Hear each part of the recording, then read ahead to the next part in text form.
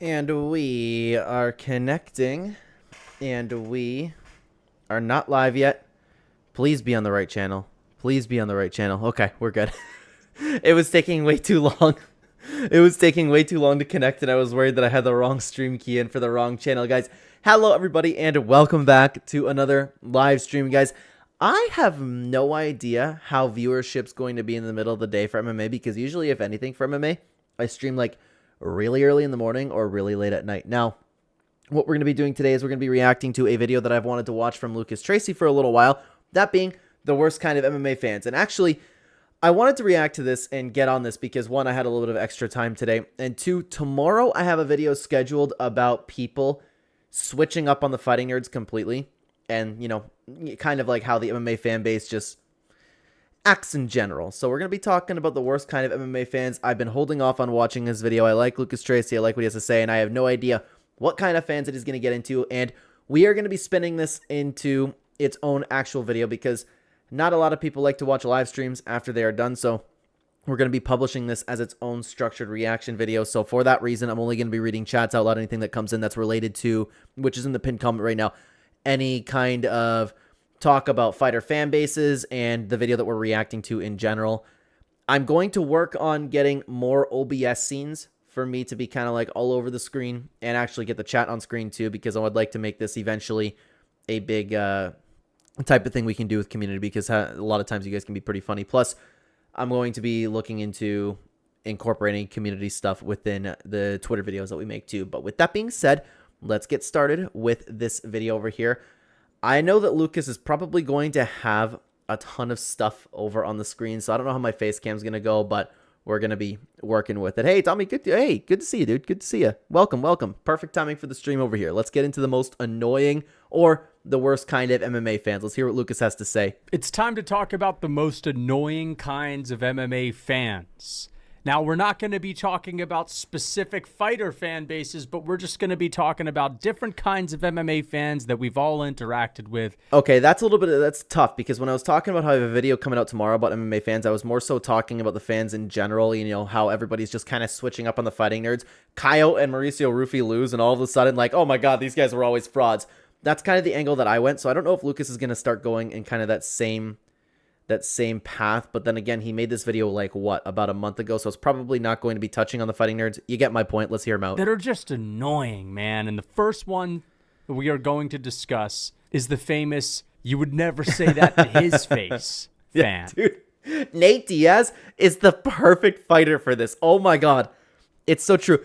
Guys, we're allowed to be critical of people. We're allowed to. It's one thing to be one of those guys. You know, I hate to use the Colby Covington, Colby Covington line that he always says over here, but it's like the guy who's just bed rotting, eating Cheetos all day. It's one thing for somebody like that to critique fighters, but it's another thing for someone who is involved in the sport. I actually don't know to what extent Lucas Tracy is trained or anything like that, but I'm somebody who I feel like would be allowed to criticize people because I've been watching the sport for a long time. I understand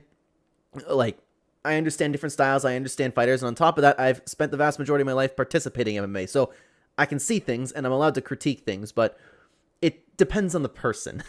These are the fans that swoop in at the smallest little critique you have. You could be talking about their skill set, you could be talking about how you think that their resume is slightly overrated. I don't know, man, I think this guy's gonna outstrike him, and they'll be the first ones to call you a hater. And they'll also remind you that that fighter would beat you up.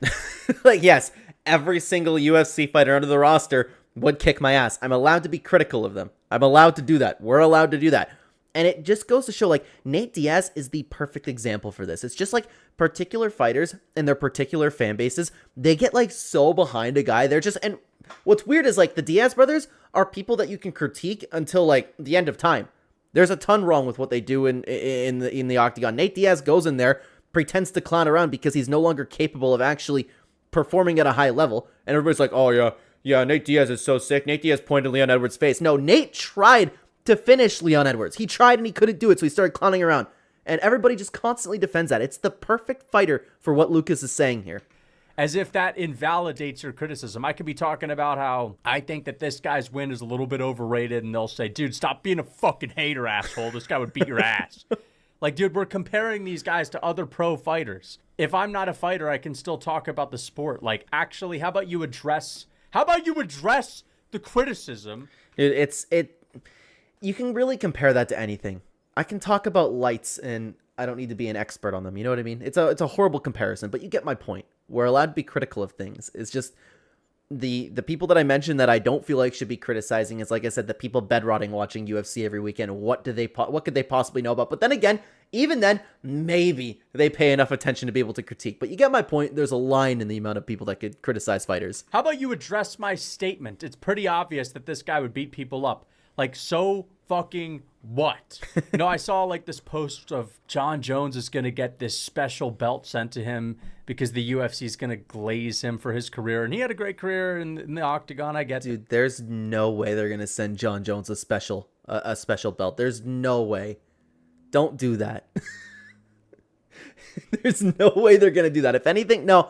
I was about to say, if anything, give it to Khabib, but he didn't defend his title enough to get something like that. No, that should go to somebody like if anybody, George St. Pierre, if anybody. That. And someone was like, bro, like, you know, someone was complaining about it, saying this is pathetic. This guy's a duck. And then someone in the comments said, you'd never say that to his face, though. Like, so what? Yeah. And yeah, I wouldn't say that to Nate Diaz's face. Hey, Nate, he's susceptible to leg kicks, let's say.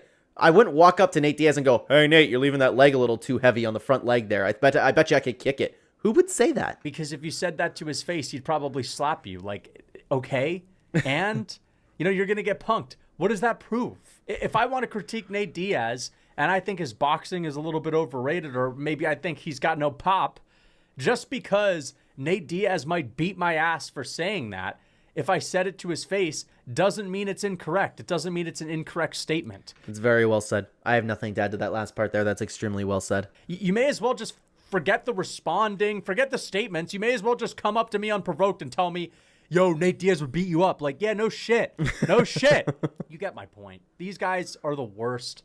They call everything hating as well. You know, you could just be saying, yeah, I think this guy's outside foot battles. No, stop being a hater, bro.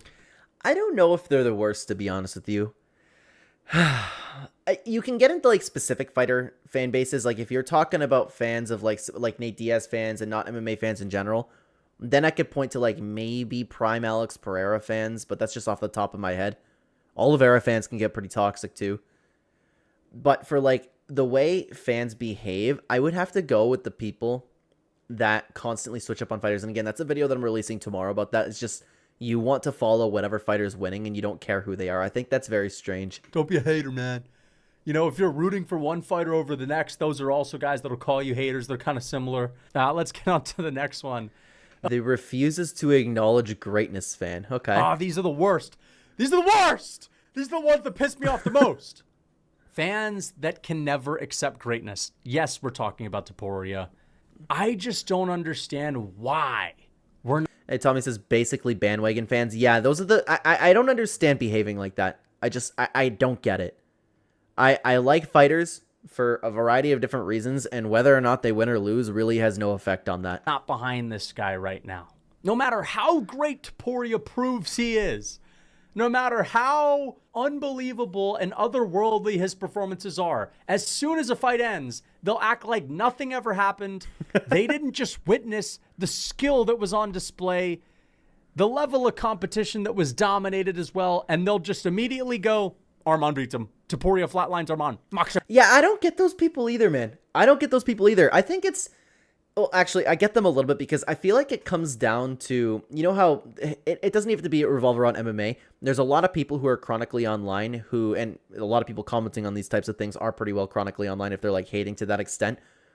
They struggle to deal with their own mediocrity, or perhaps like they're even less than mediocre. So they like to tear down anybody that is successful because, of course, misery loves company. It's been a saying for a long time for a very good reason. I think that kind of explains that type of behavior a lot of times. And I'm not talking about like, you don't have to like Ilia Topuria. I'm not saying that. It's just the people who is like, next guy, next guy, next guy. And the more that someone wins, the more they hate that person. Like there's reasons to not like Ilia Topuria, perhaps maybe how arrogant he is, but I don't think that's, you know, the reason why a lot of chronically online people, you know, start hating on anybody who is starting to win. You know what I mean? Beat some Topuria flatlines Makhachev. Patty the Batty's going to be a problem. But after Patty the Batty gets slept out cold. And these guys will watch it all with the blank stare. They'll look at the results. They'll look at the fights with the stare that you see on screen, and they'll immediately pick the next guy to beat him. Magny. Yeah. Neil Magny has some great wrestling, bro. Neil Magny might be able to take him down. These guys act like they're fucking freedom fighters for rooting against the most popular guy. Yeah, you know what, guys? Another thing that I don't get is I don't understand, like, acknowledging greatness is a really great way to put it. I don't understand why people don't like to acknowledge greatness. Again, I keep saying that, but I do kind of understand when it comes to a lot of people, but I can't understand being in that mindset. Like, I felt that way watching Prime Alexander Volkanovski. I felt like I was watching greatness within the octagon, and I thought that was just so cool. Somebody perfecting their craft at that much and dominating the fighters that he was dominating. I thought that was incredible to watch.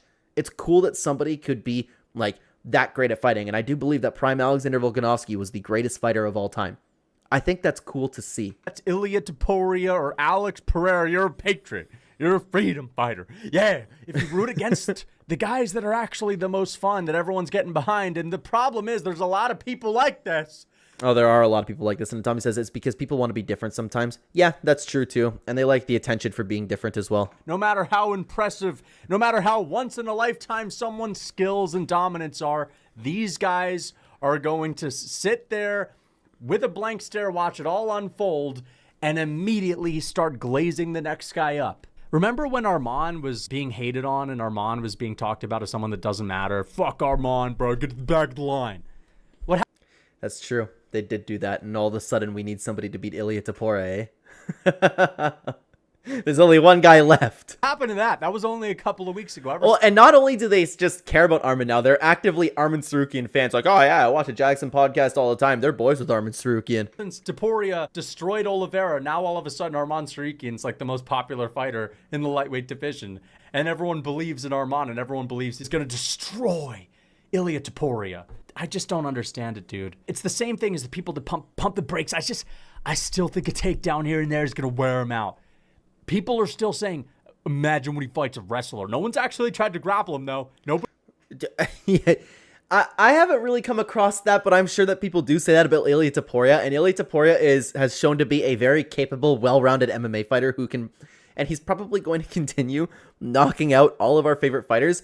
To be honest with you, I never really liked Ilia. Like, I didn't care for Ilia. I did not like him. I didn't like him. I just didn't really care for Ilia Topuria. He's very exciting to watch. That's what I like, but I kind of really like the supervillain arc that he's going on, just knocking out everybody's favorite fighters. It's kind of funny. I hated to see Holloway go out the way he did. I hated to see Volkanovski go out the way he did, but as he continues to do so, it's kind of funny that, like, any fan favorite, he'll just, like, flat out ruin. But he's really tried to grapple him. Fuck off.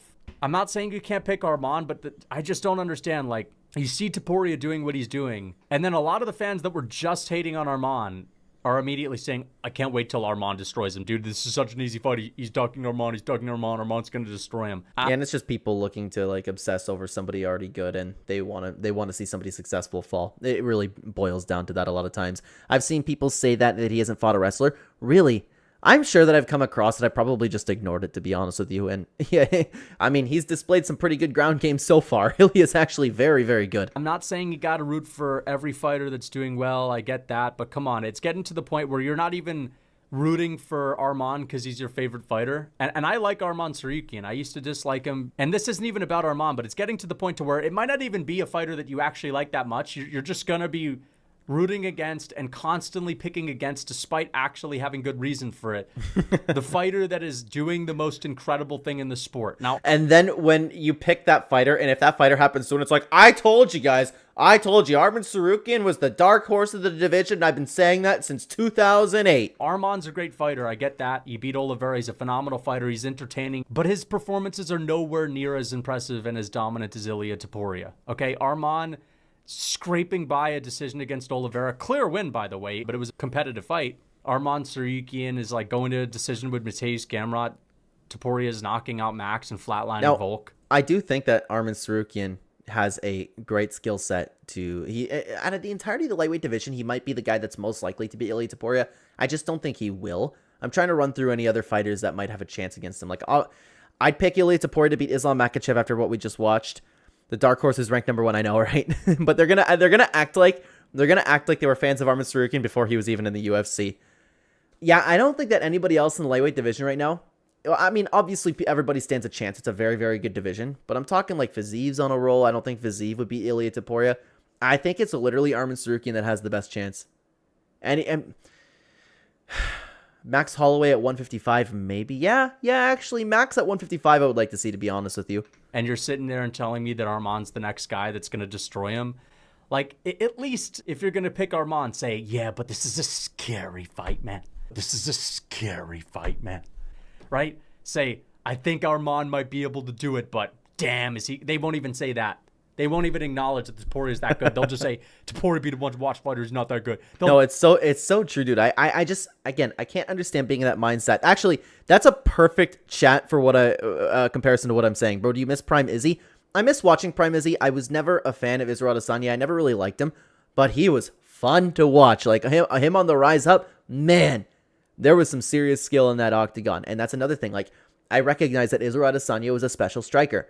You don't have to like the guy. I don't understand being that kind of mindset. But yeah, I do miss Prime Izzy for like performance-wise, but I never really liked Israel Adesanya that much. Never accept greatness. And because of that, I feel like our sport is going to suffer because we kind of need a big star. We kind of need the fans to get behind them and rally around them, because that's the kind of buzz that will blow up the sport. When the fans, the hardcore fans, are talking about a fighter, oh my God, this guy's like the chosen one. When they really start talking, the outside world, the casuals, those are the people that I'm talking about. They'll start hearing the rumblings coming from the hardcore fan base. And they'll say, you know what? That's very true. And it brings me to an excellent point. Tomorrow, guys, I am going to be recording my complete guide to fixing MMA. If you are watching this as a reaction video and not the stream that it was recorded in, that video will already be out. I fix a lot of things about the sport, talking about fighter pay, talking about getting more attention on fighters to get them more pay, things like that. I think it's very, very well done. I would love for you guys to go check that out. It's going to be on the channel. Let me check out this Topuria guy. I'm going to watch him fight. People are freaking out about this guy, but because there's like hundreds of thousands of fans that are not doing that, they're saying, this guy sucks. That's not going to happen. Okay? All right, so let's get on to the next one. The real hardcore fan. Oh, okay, hang on. The real hardcore fans? Because I'm a real hardcore fan. I grew up watching Bellator. I love watching One Championship. I love watching LFA, and I'm getting into Octagon big time. So let's see what he has to say over here. I mean, I feel like we've already discussed this. So like every single fan on this list is like a real hardcore fan, but like these are the guys that are picking Patchy Mix to destroy Mario Batista. All right. Okay. I have gone on record in saying that Mario Batista is a phenomenal fighter, and while I did think it was going to be a closer fight than it was, Mario Batista was excellent. I saw that coming, and I'm proud to call these things, guys. Marcus Buchecha, I said the dude had no good wins. Rainer de Ritter, he turned out to be good, but I said his competition level and his striking level is not there. I'm a real fan. I'm a real hardcore fan. And who was it that just fought? Oh, Aaron Pico. Guys, I said that Aaron Pico was a great fighter and a top contender, and he proved that. Everyone's calling fraud check on Aaron Pico. No, he had a good fight, and he fought Lerone Murphy, who is a title contender. I said that was a 50-50 fight. Aaron Pico is an excellent fighter. Patchy Mix, there's a lot of work that needs to be done, okay? I said about Patricio Pitbull coming here, too. I said if Prime Pitbull was coming in here, that'd be a different story. But he's going to get worked in the UFC. I said all of those things. You guys can go back on the channel, watch them. I'm a real hardcore fan. I take pride in that. The guys that are making Patchy Mix edits and saying in the comments, like, you could be this is what I imagine. An edits page with like 10,000 followers posting Patchy Mix edits before his fight with Mario Batista, and one comment being like, bro, fill me in on the lore. Is this guy actually good? And them saying, I think Marab might be a tough fight, but everyone else, he low-key destroys. Hey, I think I've had pretty good reads so far on all of the fighters coming into the UFC. That's basically this guy. Now, Patchy was the one where I thought that he was better than he actually was, because how he showed up was horrendous, and he's had better performances than that. But other than that, I've called them pretty well. Okay. This is the guy that responds to a comment saying, no way, I wonder if Patchy's actually that good, and they'll be like, dude, he's the real deal. Probably beats O'Malley on Umar, Marab. But you know what? I don't understand those people too. Honestly, I don't. Like, I have gone on record because I don't mean to like gas myself up, guys, but I'm very knowledgeable about the sport. every once in a while, there will be a fighter when I'm doing a full card breakdown that I'm not familiar with. I'm just honest about it. Like Kyle Dawkins, for example, was the most recent one that I did. Like, of course I know who Kyle Dawkins is, but he went out of the UFC into, I forget what promotion it was, something that I didn't watch. And I go, hey, he picked up 4 wins. And guys, I'm going to be honest with you. I didn't watch any of those fights. All I know is that he got wins. So I could be calling it wrong coming in here because it could be an improved version of Kyle Dawkins. He could not be because he fought some cans. I don't know. What's the harm in saying that? But all of these guys like want to be like this ultimate hardcore guy for YouTube. And I don't get it. There's no shame in admitting that you don't know something. I think Cejudo might be actually a tough match for him. You know what I mean? They're kind of like the MMA nerd, where they're Bellator guy, they're Amosov, they're Kasangane, they're Oliver Mercier. Like, those guys will beat the who's who in every division, but their tough matchup will be the number 9 ranked UFC guy. These guys will tell you, I think he beats Strickus. I think he takes out Hamzat and Whitaker. Adesanya would be an interesting one, but I think he beats Adesanya.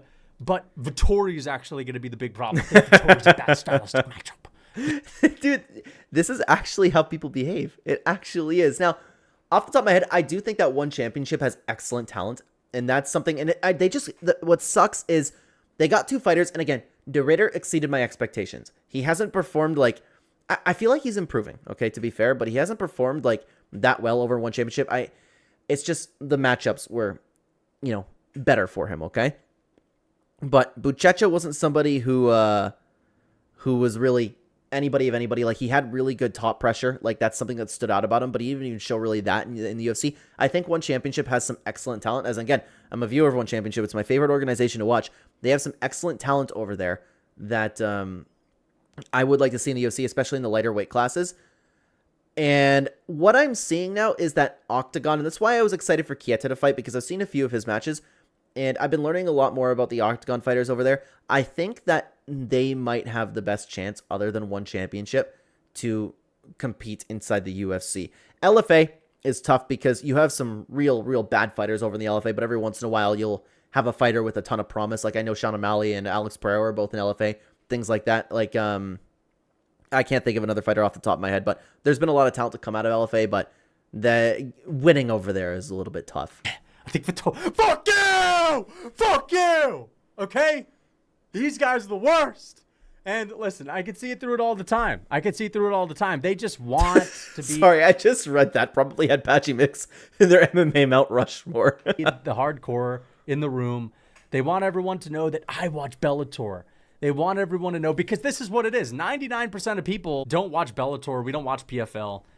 And maybe you'll tune into another promotion once a year max. And so these guys, like, they have the power of knowing a little bit more than you, and they understand that you're totally ignorant. And so they could say anything and get away with it because you don't know if they're telling the truth or not. You don't know. That's actually a really good point. That's a very good point and a good way to put it. Again, I just don't understand, like, oh, so I spend my Saturday watching double the fights in my chair. Like, that's not really something to, like, go crazy bragging about. Like, dude, I spend my Saturdays sitting in a chair doing nothing with my mom because we just watch fights all day. If, like, Octagon's on in the morning or something and UFC at night, we just have the baby and the dog hang out. It's a great time. We have some family come over from watching my friends, and then we make it, like, a more of a drinking affair. But it's, like, it's not something to, like, go crazy about, you know? Oh, yeah, I watch Bellator and UFC in the same day. It's not the flex that people think it is. So if they actually are talking in an objective way, like, they've seen Patchy Mix fight a few times, they see he's okay, and because you're totally ignorant, they can just say anything and make you believe it. They could say, yeah, Patchy Mix hits like Ngannou, bro, and you've never seen him fight. You have no idea, but you're going to trust them. You know what else, too, is if some YouTubers see somebody, like, capping like that, then they'll start spouting out opinion. Dude, Patchy Mix has a bomb of a right hand. You better look out for that, because I heard another YouTuber break it down. They didn't know what they were talking about, assuming that you'd be ignorant. Because, sorry. Like, oh, they watch other promotions, man.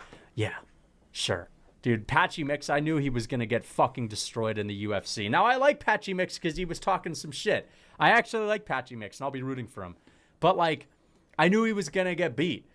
And this is not one of those things where, oh, it's easy to say that in hindsight, although it always is. But in general, if you were to just watch his fights, in Bellator, he's stiff as a board. His striking isn't that good. I know, but the problem with Patchy Mix, and I'm somebody who thought that Patchy Mix was like going to be a lot better coming to the UFC. I'm pretty sure I said that. Sorry if I'm repeating myself. He's had way better performances, and we already know like the grappling is his bread and butter, right? But he was able to implement that grappling so much better. So perhaps I overrated his competition level. That might be the problem, because I've seen him have some really, really good wins. So that was the only bad call that I know I've had about somebody coming into the UFC. Other than that, I've been pretty on point. He's not like this dynamic wrestler. He's a grappler. Once he gets you down on the ground, he's good. He's great. But like even his wrestling, even his takedowns aren't that dynamic. He's always stiff. He's sort of like the freaking... No, he's a phenomenal grappler, not wrestler. Bantamweight Curtis Blades with the way that he moves around on the feet. So, although he does throw some knees and some kicks and whatnot. Either way, yeah, these are the guys that'll have Eblin in their top 5 pound-for-pound rankings. A little bit circling back to what I was just talking about, you know what everybody needs to take into consideration with Patchy Mix too, is he might have a very good career after this, because I still kind of believe in Patchy. I'm just worried that I overrated him. He took on a dog. He got thrown into one of the... I'll go on record and say one of the best fighters in the division right now, a top 10 fighter in the toughest division in combat sports history. Mario Batista would beat anybody like coming into the UFC like that. Mario Batista's a phenomenal fighter, and everybody's just like starting to come around to that. So maybe it was just Mario Batista being that good. This is MMA Fighting on SBN. Every single top 15 pound-for-pound list or top 15 rankings in the welterweight division. It's got some random guy you've never even heard of before that's in PFL that somehow makes it because they beat nobody, but they're getting a little bit of hype. So, yeah, they're just going to chuck him in over Neil Magny or something like that, even though Neil Magny has more wins than GSP in the welterweight division. Oh, dude. All right. And the MMA nerd. Okay. All right. Let's see what he has to say about this one. MMA nerd. These guys are annoying. They're not the worst. They're not the worst. But you hear them and you're like, oh, man, but can you just enter the real world? Like, okay, let me explain, okay? The MMA nerd. Okay, I just think Oliver's butterfly guard is going to cause some issues. I didn't know if he was going to dive into jiu-jitsu specifically, and I'll say this now because I always have trouble talking about this, and I meant to actually make a video on like some sort of topic. I have trouble, talking down on jiu-jitsu because I've spent the vast majority of my life doing jiu-jitsu. I love jiu-jitsu. I love MMA. I love everything, okay? I love and adore the sport of jiu-jitsu. But it attracts some of the most unlikable, nerdy guys. And the problem is you get these guys who nobody already likes, right? They get into jiu-jitsu, and because it's not the same as getting into Muay Thai or kickboxing or something like that, they don't have to, be hyper masculine to get into something like that. They get good at it, but they still have that anger and resentment towards the world because of the way they are, and they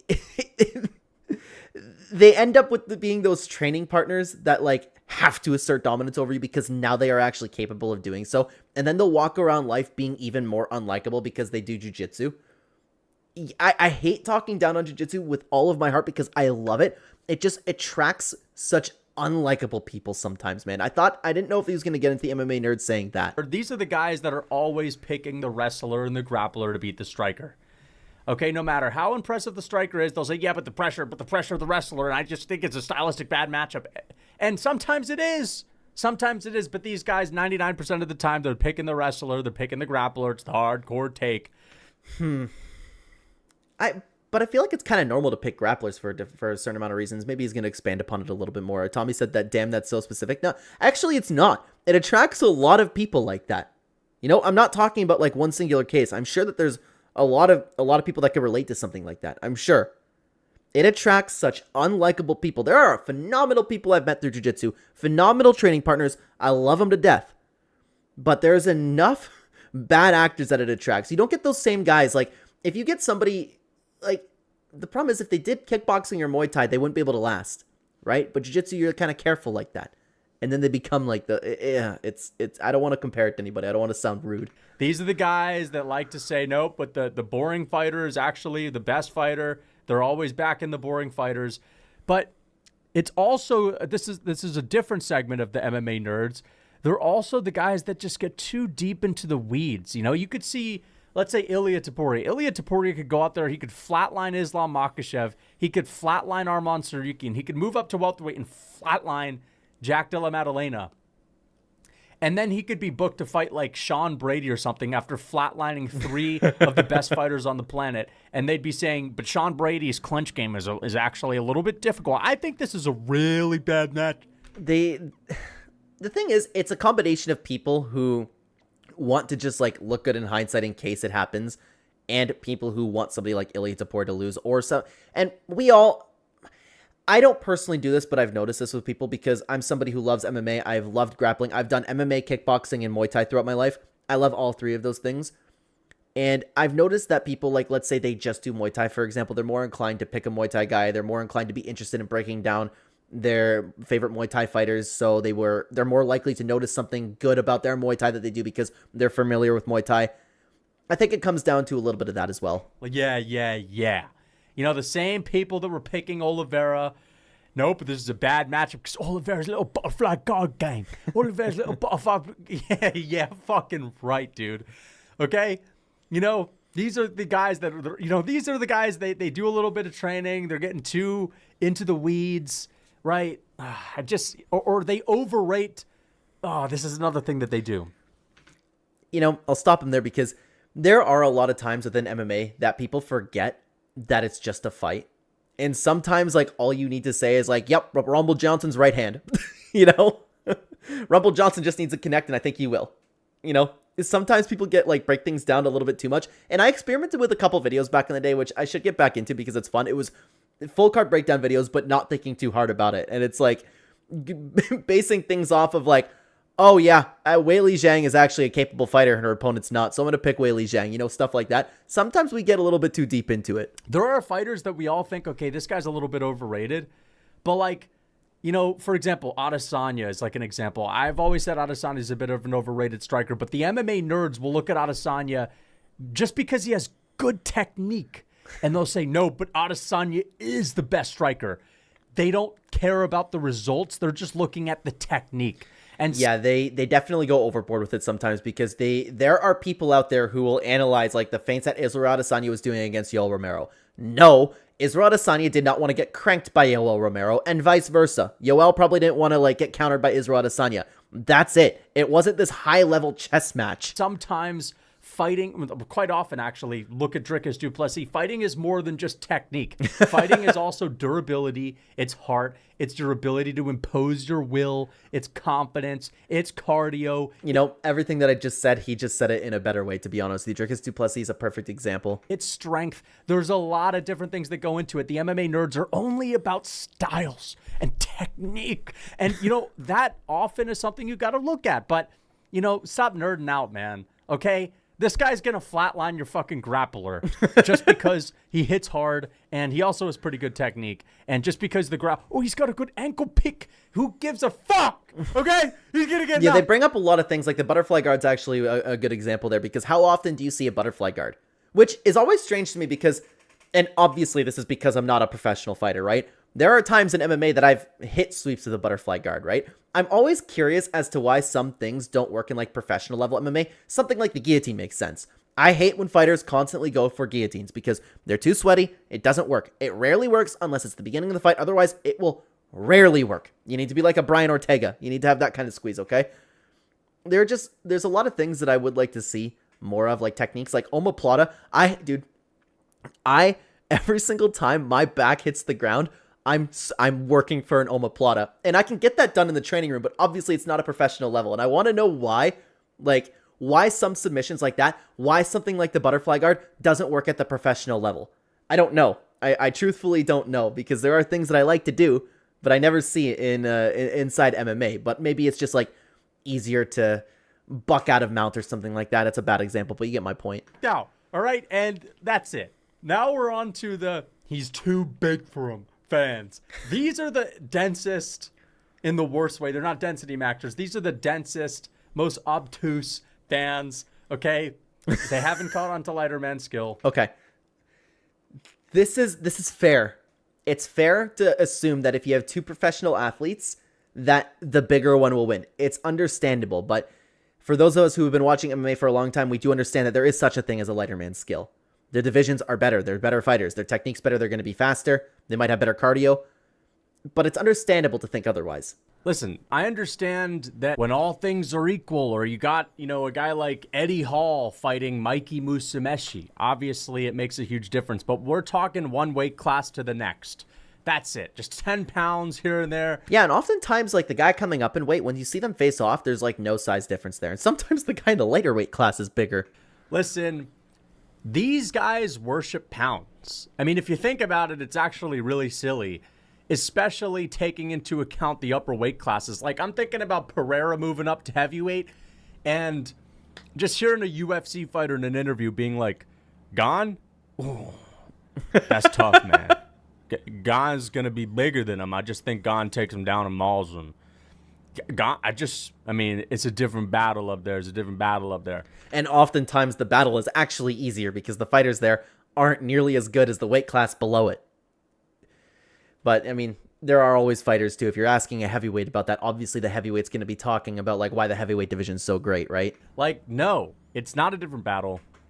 These are the kinds of guys that could watch, and I know I keep using him as an example, but, like, these are the kind of guys that could watch Ilia Topuria flatline 10 lightweights in a row, prove that he is the most dominant lightweight they've ever seen, okay?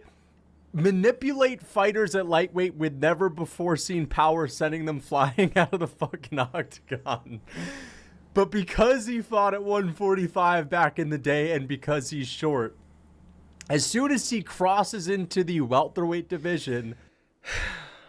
The thing is, that might be too big of a jump. That might be. I would need to see them face off. Obviously, I would sit here and I would say that Ilia Topuria has the better skill set. 100,000%. But is Jack Della Maddalena truthfully going to be too big? He's used to fighting bigger guys.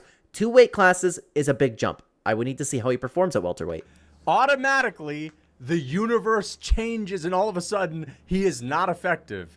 And Neil Magny beats him. And I'm just imagining like a Jorge Masvidal pros pick James Lynch interview. Jorge saying, "It's a different battle up here, man. It's a different game up here. The pounds is too much." But again, they're always gonna glaze the weight class that they're a part of. They want their weight class to like be the best ever, so that it can just make them look better in hindsight. Obviously, that's what they're going to do. I just don't think that, you know, when we're talking about the worst kind of MMA fans, which is the title of this video, I don't think that this is like the worst kind of MMA fan, because there is, it makes sense to think this way. The pounds is too much. The reach is too much. We've seen Mateusz Raumbetsky. Well, it might be too much, though. If he goes up and fights Jack Della Maddalena, Ilia Topuria, his power might not translate well. Jack is used to fighting bigger guys. He's used to throwing off bigger guys. It might do the same thing for Islam Makhachev. Jack might be able to just chuck him away because he's used to fighting bigger and stronger guys. That's a thing that we need to take into consideration. It's just the lighter man skill is also something that we need to take into consideration. Destroy people with long reaches. Like, we've seen Randy Brown get KO'd by JDM. We've seen people with long reaches get beat by guys that are shorter with short reaches. And again, the pounds, bro. Yuri Prohaska. Listen, we know that lighter man skill is real, especially when we get high up in the heavier weight classes, because there are just less people that are walking around at like 6'4", 250. There aren't many people that are that big. Therefore, the talent pool is smaller. And on top of that, big people tend to go into other sports instead of MMA. All of that makes sense. All of that makes sense. I'm just saying that, again, it's not out of the blue to, like, it's not crazy to think otherwise. But picking like Neil Magny to beat Ilia Topuria, that's a little bit of a stretch of how that fan thinks. So we have the fucking runts of the litter. Yuri Prohaska, who's actually pretty good. They'll pick against him if he goes into a fight with Shamil Gaziev, because, man, Gaziev's just going to weigh on him. DDP, if DDP were to move up... Yeah, but Gaziev's a giant man. I think that's a thing that could happen. If Dricus du Plessis fought Shamil Gaziev, he might actually be too big. That guy's a giant blob. I'm just saying it's possible. Heavyweight. You'd have people saying, heavyweight's obviously too much. That's ridiculous. Way too much. Dude, Dricus du Plessis would fucking beat the absolute fuck out of some of these heavyweights. Agreed. I'm just saying it's not out of the realm of possibility for him to lose. Bro, Dricus du Plessis would give these heavyweights outside of the top 5 absolute ass whoopings. Hang on just a second. Dricus du Plessis lost. That means fraud check. Fraud check. He sucks. Dricus du Plessis is the worst fighter of all time, but I've never liked him. That you would never even want to see because they'd be so brutal, so vicious, so much skill difference. Okay? All right? Again, I'm not saying that flyweights could move up to lightweight, that bantamweights could move up to welterweight. I'm just saying that, you know, the pounds. Yeah. Let's forget about skill, speed. Let's forget about strength, power. Let's forget about, you know, everything else about fighting. 10 pounds. Just fucking blubs. You know, like, not like, how do you even describe just fucking, you know, blubbery human bodily mass? Just blubs. That is what these guys, like, again, we're talking about 10 pounds differences. In the grand scheme of things, it's not a big deal. It's not big, but the division that they're used to fighting in, that does matter. 15 pounds. We're talking Pereira can defend takedowns against Magomed Ankalaev, but he gone and his blubs. But hang on, who's saying that Cyril Gane's gonna take down Alex Pereira? Nobody's saying that. Nobody ever would say that. Dude, I just created a new term, bro. Like, just straight up blub. Like, you know what I mean? It's blubber, it's muscle, it's fucking tendon. Straight up. That is it. Gane having a little bit more fucking blub is gonna make the difference. Gane's a bad example, though. Someone like Tom Aspinall will be a good example because Tom Aspinall's capable of taking people down. Cyril Gane couldn't. And that's when the size matters. It matters, too, in, like, shot absorption and things like that. But still, like, if we're talking about wrestlers here, we can't be talking about Cyril Gane. And he is... It's like comparing somebody to, like, I don't know, someone's moving up to heavyweight and someone going, oh, you have to watch out for Francis Ngannou's double leg, and just ignoring the giant bum of a right hand that he has. Going to, as a striker, first and foremost, who fucking sucks on the ground to begin with, his extra fucking mass alone is gonna school Pereira or be too much. Yeah, fucking right. Okay? So... these fans are so annoying. They piss me off. All right, they're the densest, most obtuse fans in the sport. Wow, no, that's the most understandable type of fan. Like, the other ones that he talked about are way worse than that one. The he was washed up man fan. So essentially, these guys will call anyone that was recently beat washed up to discredit whoever recently. Oh my god. Yeah, these people are ridiculous. And this is what I was talking about, how I have a video that's already scheduled to go out tomorrow talking about how people are just switching up on the fighting nerds. Kyle Baraujo all of a sudden's garbage, and Mauricio Ruffy sucks too. Where did you get that from? They're like, from what we've seen, they are objectively actual good fighters. Nice call, Ben. I want to say, did he literally, eh? You just mentioned it. Yeah, I know. Recently beat them. Like, we're seeing it with Max Holloway. That's the most recent example. Max Holloway, 3-fight win streak, the best he's ever been. Massively improved, even since the Volkanovski trilogy. Like, where he went into the trilogy improved since the rematch. He improved after the trilogy, went on a 3-fight win streak, flatlined Justin Gaethje, had the best performance of his entire career. Actually performed well against Ilia Topuria. And yeah, that's what people need to understand too, is that prior to him getting finished by Ilia Topuria, he was doing well. At that time, he was out of his weight class, and he went on after that fight to continue to look phenomenal and still add new tools to his game. Max Holloway is still an improving fighter. So these fans, they don't even look at like how the fighter actually performed, because that's kind of important. Max actually looked good in that fight. And yeah, he's also 32 years old, but he's washed up because Ilia beat him. I don't get that. I don't get that. Like, I get that it's possible that somebody's chin can go after getting knocked out, but you have this guy who is just dominating everybody, on track to what people call like the greatest fighter of all time. You finish Max Holloway, oh yeah, but Holloway was washed. Really? This is where I don't understand the logic that people pull from. You know what I mean? Ilia knocked him out, therefore Max was washed. First round, second round, no, Max wasn't washed. Max actually was doing really well. He was very competitive. No, but they don't even remember that. They don't remember how he performed. All they remember is Max Holloway got chinned, and we discredit Ilia's win because Max Holloway was washed. That's it. Either that or, hey, I was a Max Holloway fan my entire career.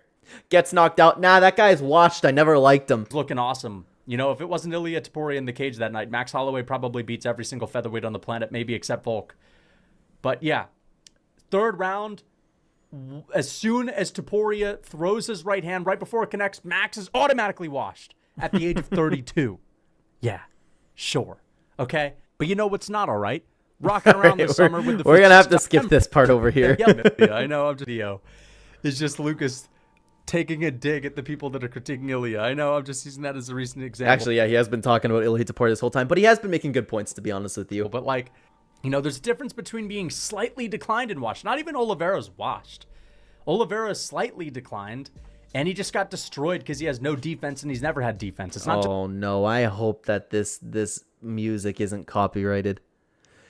If you happen to be watching this video outside of the stream, oh no, the stream might go out too. If there's copyright material detected, the stream might go out, man. But if you happen to be watching this when it turns into a video, if the audio is weird, I had to use AI to cut out the music from behind. Just because he's washed. But let's get on to the next one. Oh yeah, dude, this is a bad back-to-back-to-back one because it's gonna tie into the Topuria thing again. All right, for what my face cam's covering, it says the "can't wait for him to get humbled" fans. Listen, that's just the most recent example, but this has been a problem in the MMA fan base for more than 5 years. This has been a problem for like 10 years. It's gotten worse and worse. I actually agree with this. I agree with this big time. And I think that people take trash talking way too seriously too. I've always said that about Colby Covington. I don't understand it. And they're the same types of people too to complain about the state of the UFC. Oh, there's no stars. But as soon as somebody starts trash talking, why the hell is he doing that? Oh my God, cringe. Anytime someone's talking a little bit, like Giga Chikadze, he was talking a whole lot of smack before the Calvin Kattar fight. People were just like waiting on his downfall, praying for his downfall. And don't get me wrong, I'm not saying you should root for a fighter just because they talk shit, but I just don't think that's a reason in enough to root against them. Like, if they're going to be fighting your favorite fighter, I totally understand, okay, I want them to get humbled. Because it comes down to the individual. There's people that are trying to do their work to promote the fight, and there's people that are actually just cringe. Like, I've had that relationship with fighters, like, throughout the years watching this. I will never knock somebody for, like, trying to hype up the fight because we never hear this anymore. It's what I always talk about, how I appreciate Juliana Pena, because she is literally the only person that's doing a little bit of an effort to bring life into the 135 bantamweight division, something that we can't stand to watch. But I actually kind of look forward to watching Juliana Pena fight because she does work into promoting. That's your favorite fighter, but just rooting for every single opponent that the shit-talking fighter has, like, why? You don't like entertainment? Like, you're going to sit there and act like Conor McGregor's trash-talking era wasn't one of the best things that the sport has ever had? They like it if a fighter goes on a win streak. They like it at this point with Ilia Topuria. All of a sudden, it was cringe at first when Ilia Topuria was calling himself champion and saying things like, oh, I didn't want it to be you, acting like he won the fight before it actually happened. Now that he's done it a couple times, it's like the most aura-filled thing possible.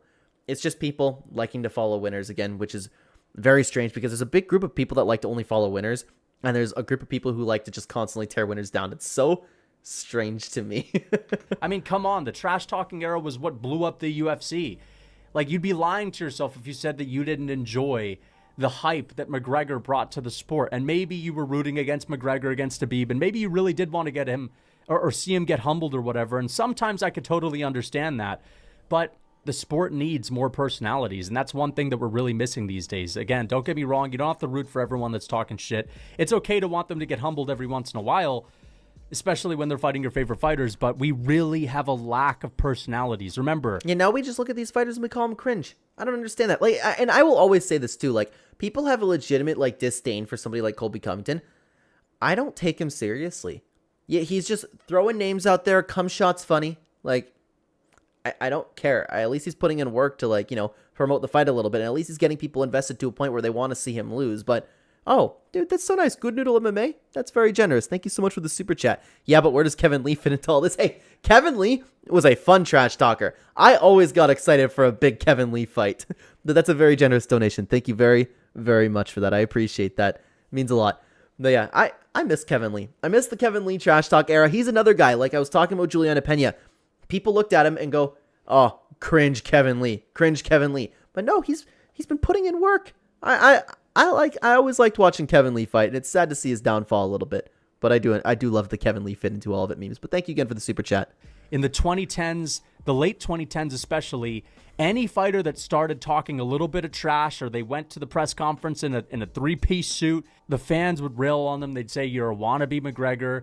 And they kind of like beat it into the fighters that, oh, you actually... Oh my God, we got to pause it again. Good Noodle. You sent another super chat over here?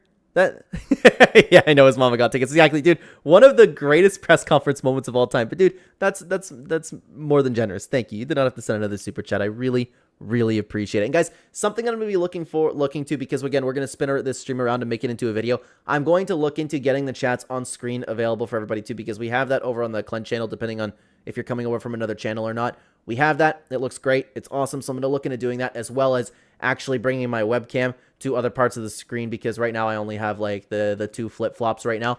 But good Noodle, I really appreciate that. I just wish that I could have it on screen for you. It means a lot. Thank you. Very generous. Trash talking is corny, and fans are going to hate you if you do that. Don't even try. It's better to be a rock when it comes to having a personality than to be fake or to be playing it up a little bit. Like, but the thing is, people make fun of people for being rocks too. You're damned if you do, you're damned if you don't. How the new meta that fighters have is, I'd rather be dead than to play it up. I'd rather spontaneously combust than have a line of trash talk that isn't necessarily me. Literally, though, there's people that say that. Good Noodle says, big ups, man. Keep up the content. I appreciate that. Thank you very much again. You know what I mean? It's just, it's gone too far. It's gone too fucking far, and therefore the sport is boring, and we don't have any real heat on the matchups. I mean, every once in a while we get Duplessis and Adesanya, or Duplessis and Strickland talking some shit. And I'm sure Duplessis and Chimaev is going to be really entertaining. Well, look how that went, eh? I was sad. We saw a little bit of a lackluster Dricus Duplessis press conference. Because they're going to be talking shit. But we don't get it as much as we used to, and we kind of need that these days. And I actually think that we shouldn't be rooting for Topuri's downfall because he says he's going to knock someone out. Okay? Like, I understand you not wanting Colby to win when he's getting personal, or Conor to win. But like, well, wait, here's another thing. Why is it okay when Conor gets personal, but it's not okay when like Colby does it? I just think, again, I think that people take Colby Covington seriously, but it's a conversation for another time. Ilia Topuria is just saying, I'm going to knock this guy and this guy out in the same night. And people are like, dude, I fucking hate this guy. He's way too cocky. He needs to get humbled, man. I also don't get that invested into UFC. I like watching the sport. I like watching the spectacle of it. But it's very rarely that I'll like take like true satisfaction out of somebody getting knocked out. Like John Jones, for example. I would love to see him get flatlined. I would love to see Aspinall just destroy him. But I also at the same time wouldn't put like that much of my being into it. I'd go about my week like getting excited for the fight, getting excited for the weekend, but it's more so about the day. Like I'm going to watch fights with my family or my friends. And then like when it comes on, I'll be like, ooh, I'd like to see John Jones get knocked out. But people invest so much of their time, energy, and spirit into it, which is very strange to me. I just can't stand that, dude. I can't stand it. You know, I'm about to crash out. Let's get on to the next one. This is another. No. Hang on. What my face cam is covering is it says, hypes up slightly underrated prospects, way too much fan. Classic. I'm bringing this one back, but, you know, the guy that hypes up random prospects to seem hardcore, okay? This is the guy that will hype up Felipe Lima. That's the most recent example. And listen, Felipe Lima is a good fighter. Is that what he's about to say? Felipe Lima is a good fighter. Okay. Here's the thing. It depends on the prospect, though, and there are guys that we don't know. Like, there are guys that look so good on the come up, and then we don't know that they have this, like, potential weakness, or they're not ready for the top 15. There are absolutely people that do this, though. Good Noodle MMA said, now I need Jones out cold twitching on the canvas. Yeah, I would like to see that, too. All I was saying is, like, I don't, like, think about it all of the time. You know what I mean? There's people that are, like, so chronically online that to the point where they're, like, have notifications on for everything that John Jones says. You know, those are the types of people that I'm talking about. Kevin Vial's glaze is valid. Actually, I think he's a little bit overhyped, to be honest with you. But what I was about to say is Gene Matsumoto, I think he is an excellent fighter. But both guys are good. It's just like, I don't know. Definitely not go to the sport. In ways, he actually impressed me. His striking looked a lot better than I thought. But when Felipe Lima and Peyton Talbot was announced, all of the comments on any section... in any comment section relating to that fight was Felipe's gonna eat him alive, bro. You have two phenomenal prospects. They're both great fighters. Anything could happen there. I wouldn't discredit either of that. R.I.P. Talbot.